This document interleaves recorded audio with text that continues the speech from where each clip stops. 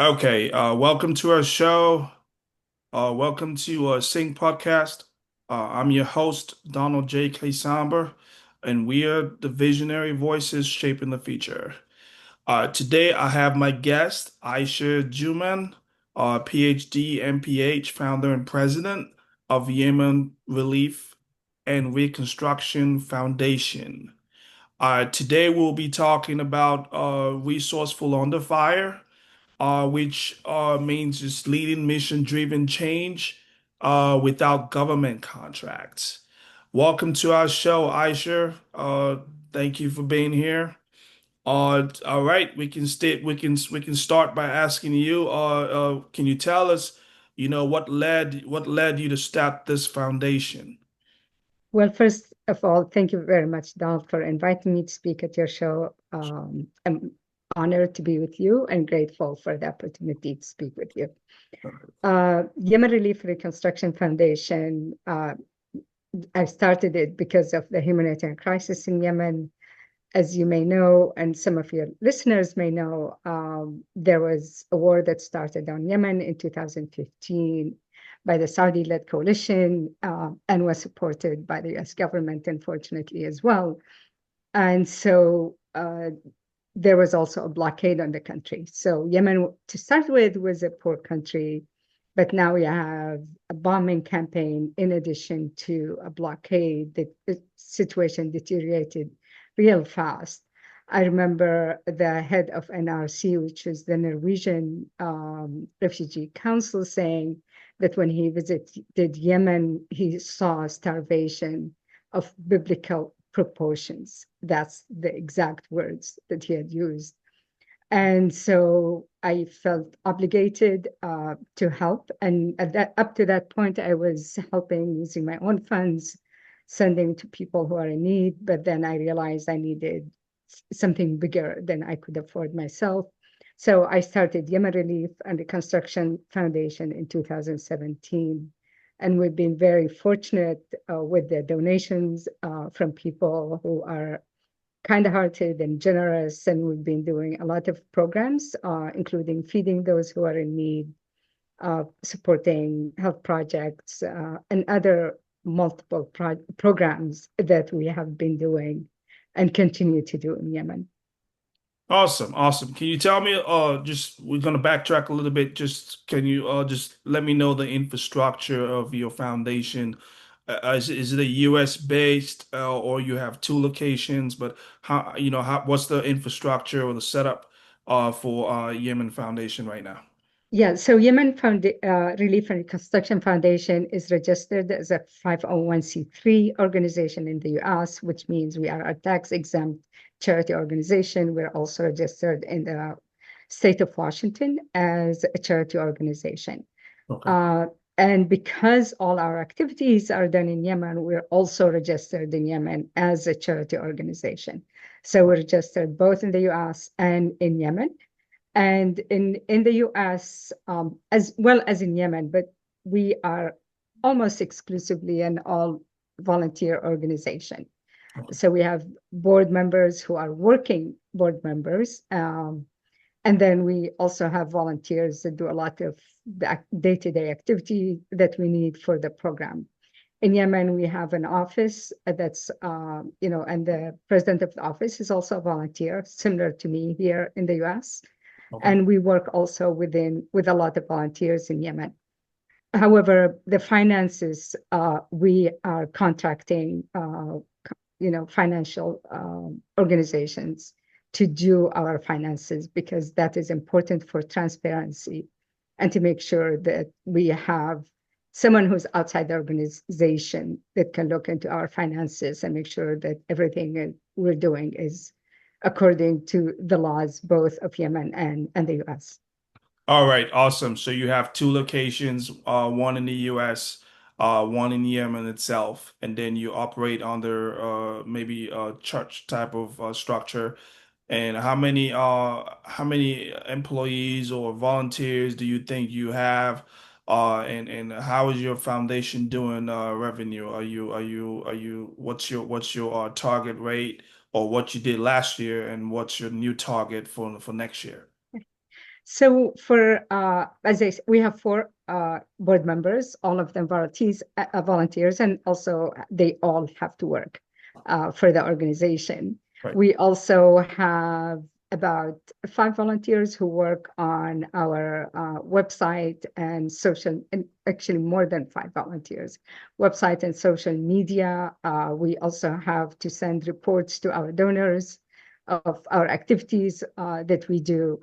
And so in the US, we'll probably have maybe 10 to 12 people who are working for us on a volunteer basis, as I said, in addition to our financial group that works here.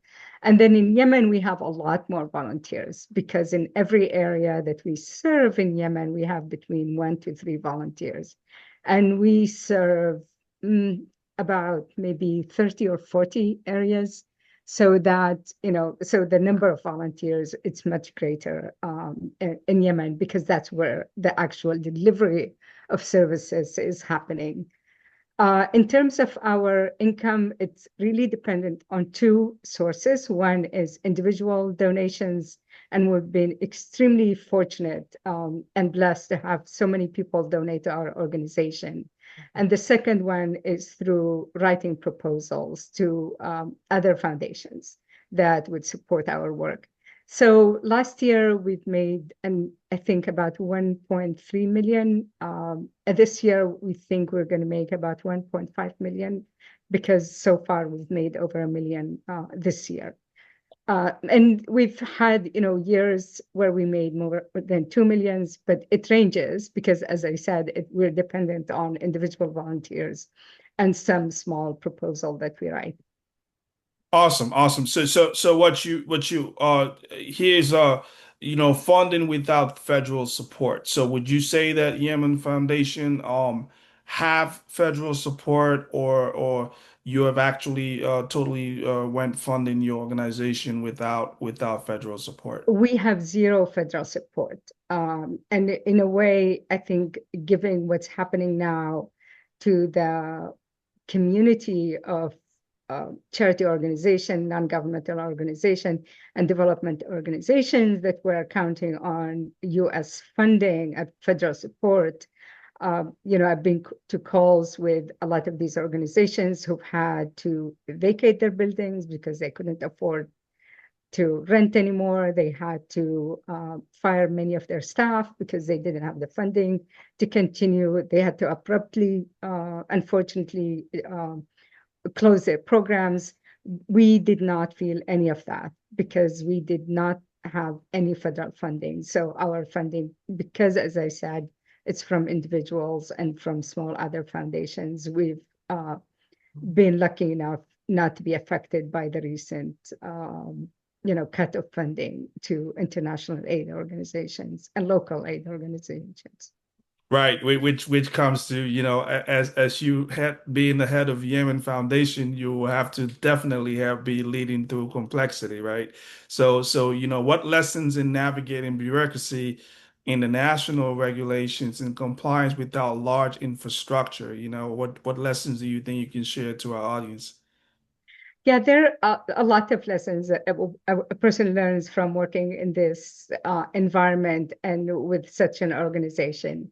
We have to, one thing is we have to always pay attention to the laws that the US government has that impact our work. Yemen, unfortunately, is a sanctioned country, so we are very careful in reading all the laws. We have one of our board member is a lawyer, and that was by design Right. because we wanted to make sure that all our work is compliant with US regulations. Other challenges that we have is also with funders because we rely on individual funders most of the time. So during the Ukraine crisis and the Ukraine war, we really that's the first year where we lost a lot of our donors, and it makes sense because people wanted to work with a new crisis. Yemen, unfortunately, continues to be one of the largest, if not the largest, humanitarian crisis to date Right. for the last years. Working with volunteers, although it is a blessing and we're very blessed to have that, you cannot demand any work from volunteers. You can only ask them. So if they have a deadline that I need to have, I will reach out to our volunteers. And if they're not able to do it, then I really have to be able to do it. So I've learned to do, website work. I've learned to do everything that any of our volunteers is doing. From social media posts to, fundraising campaigns to anything that organization needs, finances. I have to do it because, again, when you're working with volunteers, there is a limit to how much you can ask them. And it has to be with their own work. Working in Yemen is also extremely challenging. It's a war zone. So for us, we focus on areas that are very hard to reach. A lot of international organizations cannot reach these areas for Right. security reason. However, our volunteers may drive 16 to 18 hours to go to some of these places to deliver aid. So, and we do actually go to places nobody gets to. I remember at one point in time, 2018, CNN did a report on an area that was besieged even further than the blockade on Yemen, and people resorted to eating tree leaves. And once it opened, we were the first people there because we work with locals.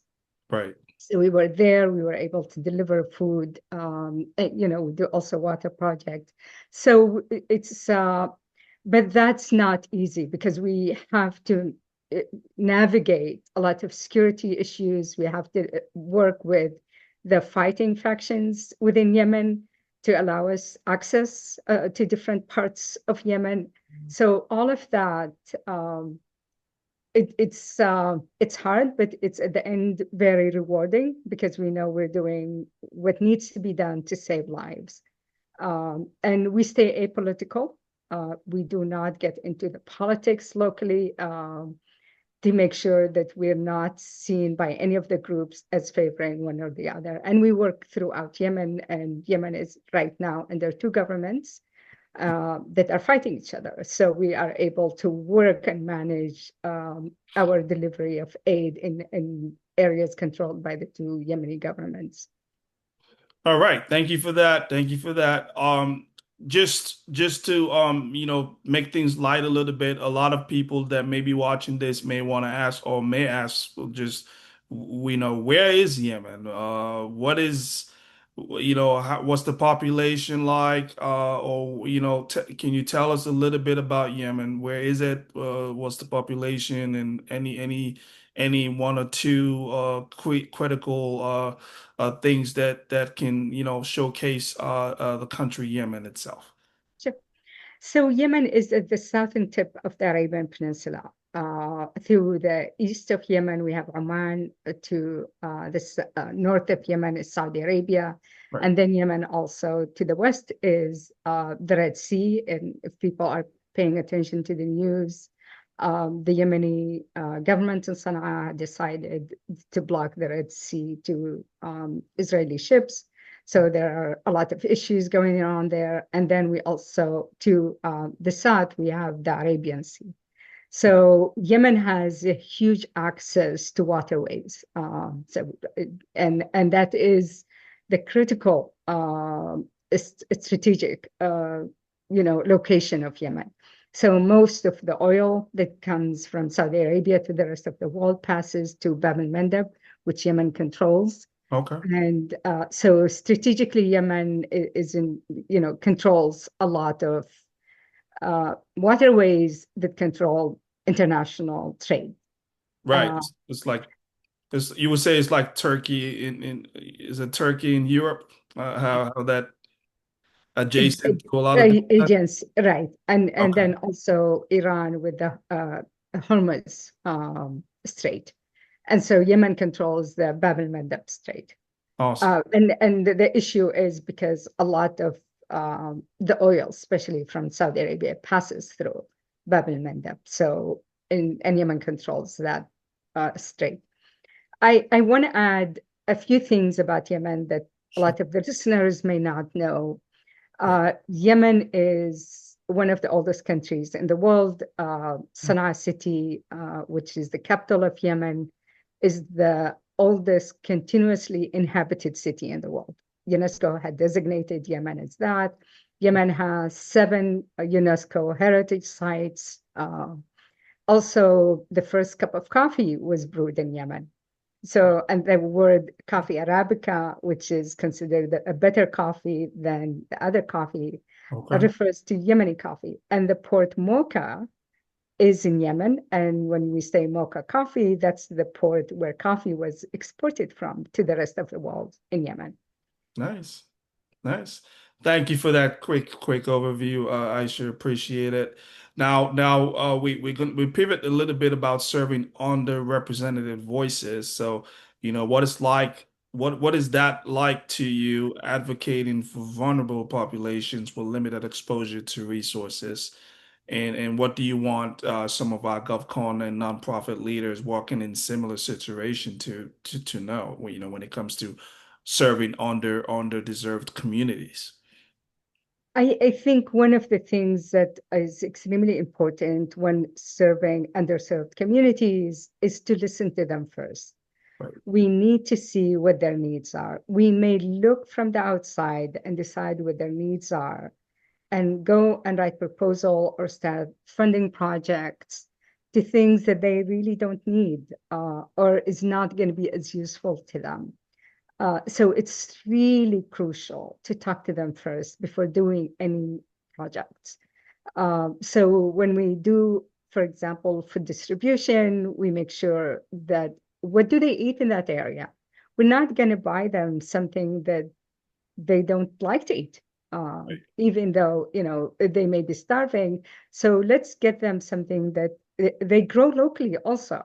So in some areas in Yemen, they grow lentils, and that's something that's important to them.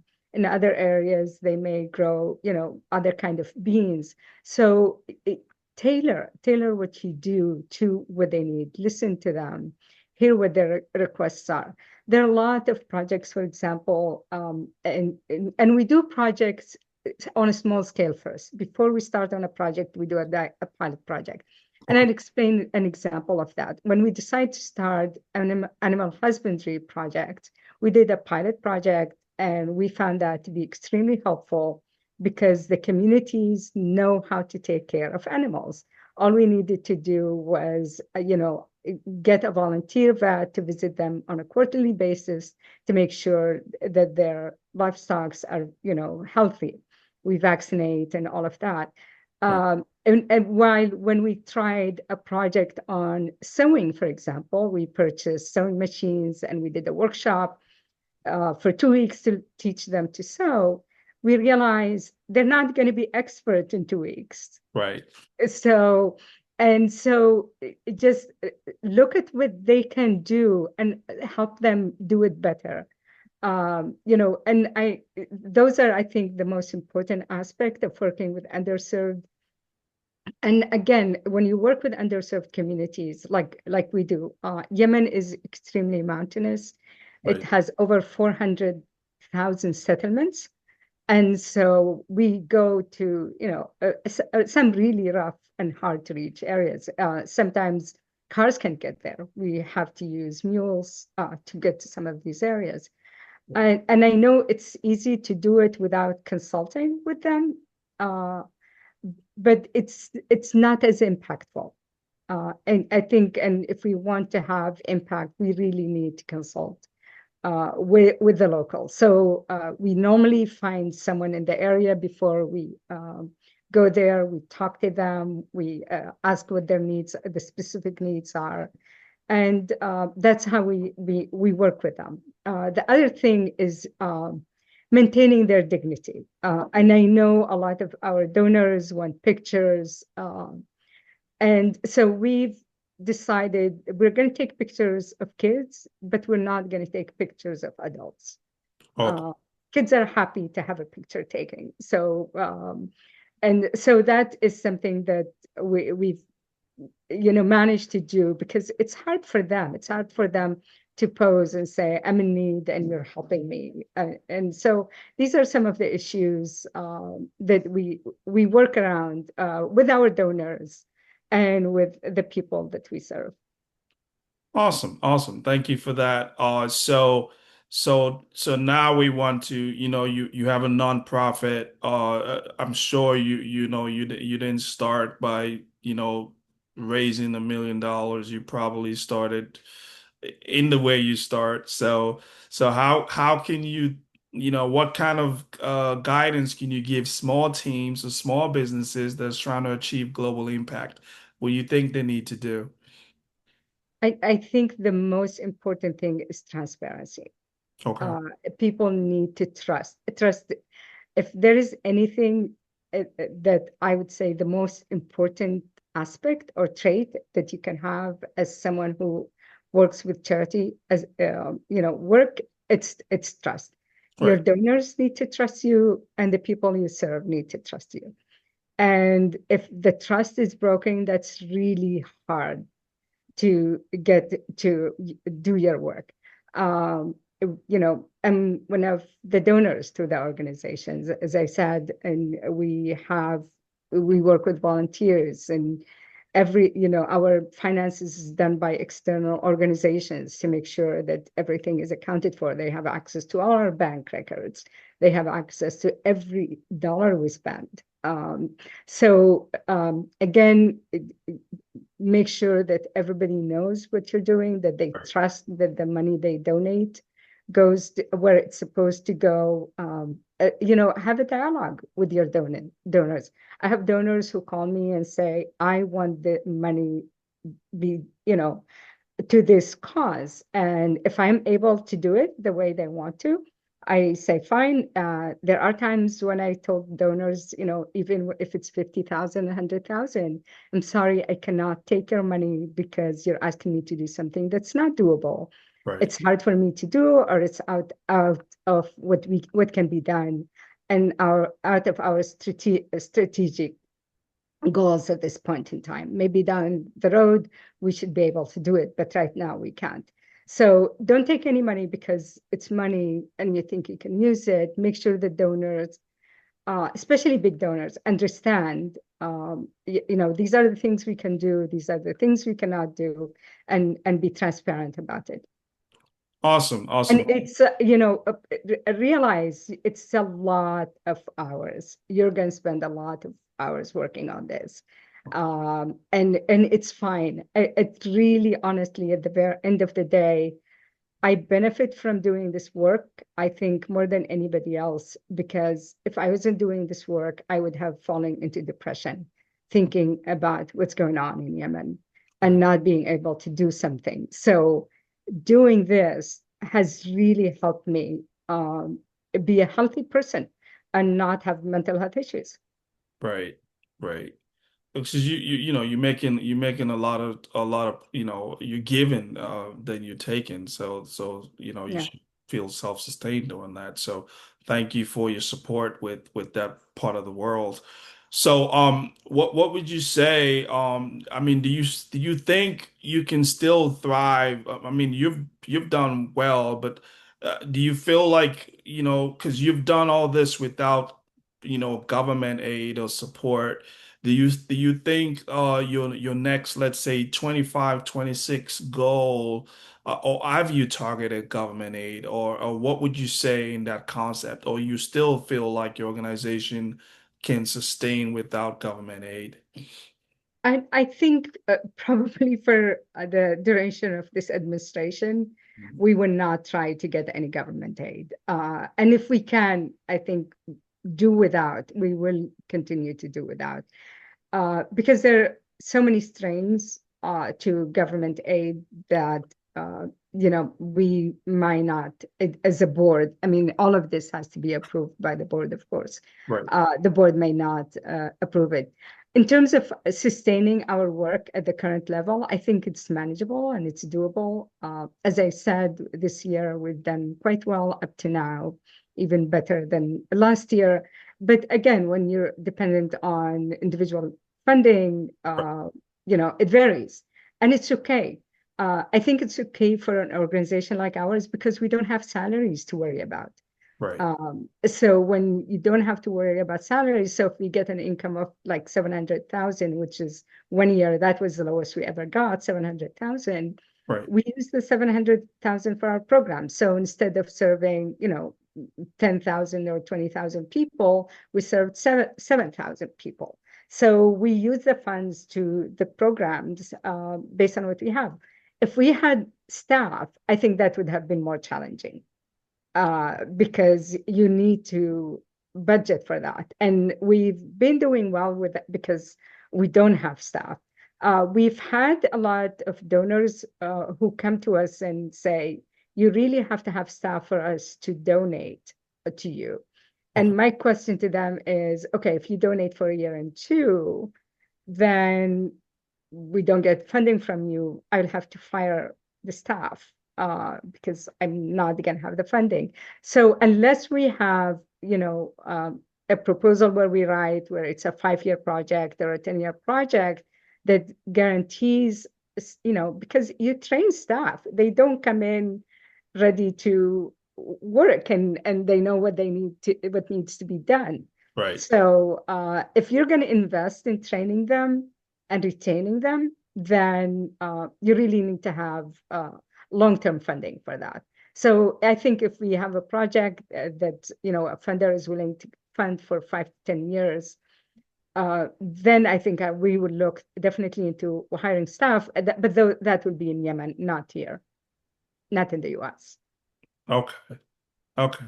Well, thank you for that. It's sometimes complicated to run a nonprofit with all that in place. But I agree that if you are working at an organization where you can have a project in place to reach more people or do more stuff, and you can get your proposal, and in that proposal, that long term, 2 to 5 years, you can incorporate certain accommodation when it comes to payable employment, depending on the type of agenda you have, right? So speaking about agenda, I know you're happy and you've done well. So in 26, what is your goal now with your foundation? What do you want to accomplish in the year 2025, 26? So we have been moving more away from distribution of food to income generation projects. And I think that is something that we want to do more of because we want people to be able to support themselves. And those projects have been extremely successful based on our evaluation. We want to do more on health project, especially training of midwives in Yemen. We train 20 midwives, which is a 3-year program from areas that had zero midwives. So again, we serve areas that nobody had trained midwives in those areas. And before we trained them, the government agreed that they will hire them immediately once they graduated. Okay. So after the 3 year, they just graduated actually last year, at the end of last year. So we want to do more of that. It's something that is sustainable. I know Yemen right now is an emergency situation. So we do emergency program like food distribution. We do a lot of water filters because cholera in Yemen is very prevalent. So we need to make sure that we do water projects. And so we will continue to do the same programs we do, except shift more towards sustainable work until hopefully the emergency aspect of Yemen, the humanitarian aspect is reduced. The Oh, reconstruction phase of Yemen also is something that we want to do, whether it's reconstruction of health services or schools, because we also have education programs so it's moving from where right now for the education program, we distribute school bags and supplies and, support schools with whatever school needs from like blackboards or chairs and we want to move to the reconstruction. But since Yemen continues to be bombed for the last 10 years, we decided not to move to the reconstruction part yet because we don't want to build something that gets bombed. Okay, okay. Thank you for that. As we're wrapping things up, where can our audience or people find you, or maybe if they want to research on your project or want to contact your organization, where can they find you? Yeah. They can go to our website, which is yemenfoundation.org, and we have updates on our work. They can have contact information for us there as well. And everything that they need to know about our work is in yemenfoundation.org. All right. So we want to thank you for coming, Aisha. This is not the end of our goal. We will continue to explore and explore our podcast to have global impact. And we want to appreciate you for coming. And our listeners, stay tuned for more because there will definitely be more about global impact and global solutions. Thank you.